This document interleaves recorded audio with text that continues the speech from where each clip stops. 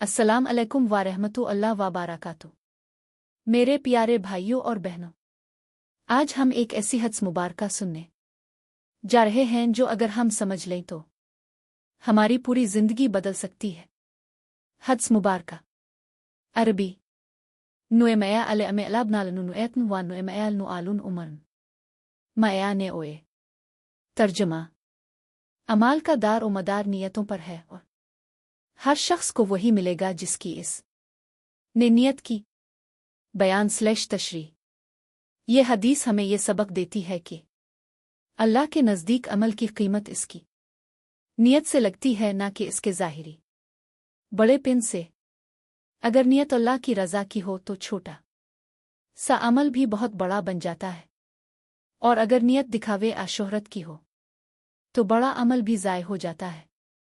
मिसाल के तौर पर, अगर कोई शख्स किसी को पानी पिलाता है सिर्फ अल्लाह की खुशनुदी के लिए तो वो सदका है, लेकिन अगर वही काम दिखावे के लिए करे तो वो रियाकारी है। यही फ़र्क नियत पैदा करती है।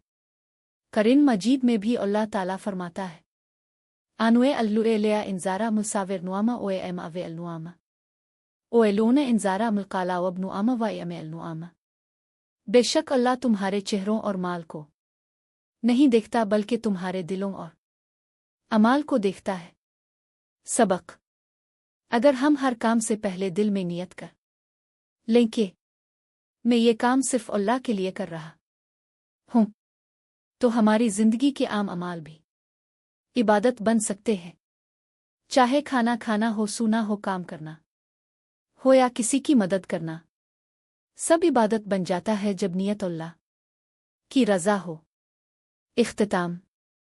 प्यारे दोस्तों, आइए आज से अपनी नियतों को दुरुस्त कर ले। हर काम से पहले दिल में ये कह ले, आ अल्लाह, मैं ये तेरे लिए कर रहा हूँ। अल्लाह हमें इखलास वाली नियत अता फरमाए और हमारे हर अमल को कबूल फरमाए। आमीन।